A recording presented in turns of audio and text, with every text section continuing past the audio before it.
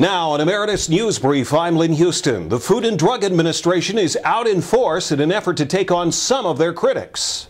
The agency has announced it obtained a search warrant for Westco Fruit and Nut Corporation in Irvington, New Jersey. Westco did not provide access to distribution documents and declined to recall products after an FDA request.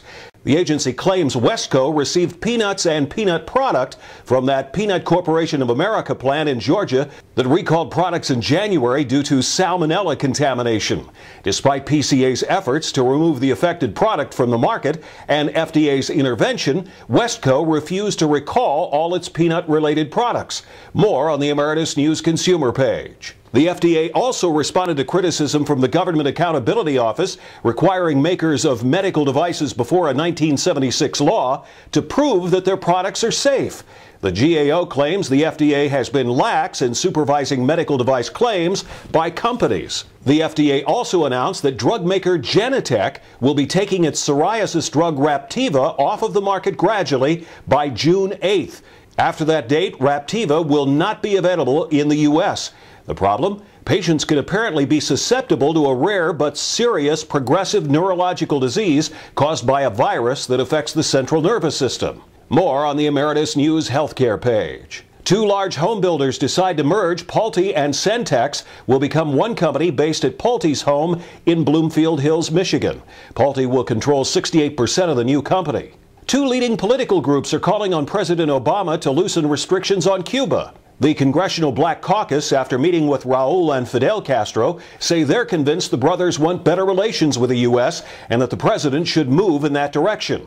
And the leading organization for Cuban exiles is calling on the White House to expand relations with the Cuban government and funnel more public and private American money to the Cuban people.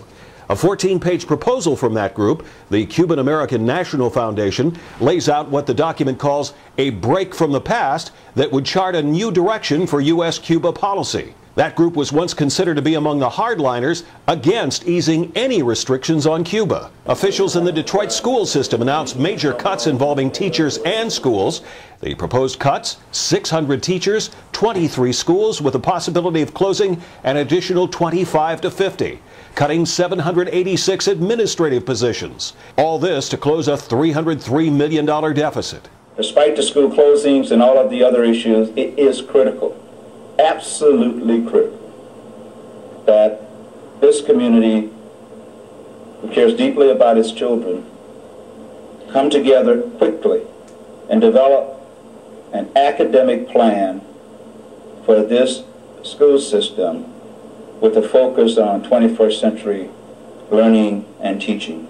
The complete Detroit announcement on the Emeritus News education page. And a report just out from the National Commission on Teaching and America's Future claims over 50% of the nation's teachers and principals are baby boomers. And over the next 4 years, we could lose a third of the most accomplished educators to retirement. The group says the wave of departures will peak during the 2010-2011 school year, when over 100,000 veteran teachers could leave. And in less than a decade, more than half of today's teachers, that's 1.7 million teachers, could be gone.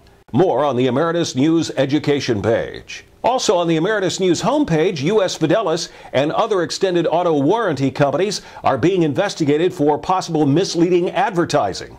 The Better Business Bureau already gives U.S. Fidelis an F. And a University of Kansas study shows big companies that pay big money for lobbyists in Washington get a big payoff. The latest on the biggest issues and public policy at emeritusnews.com.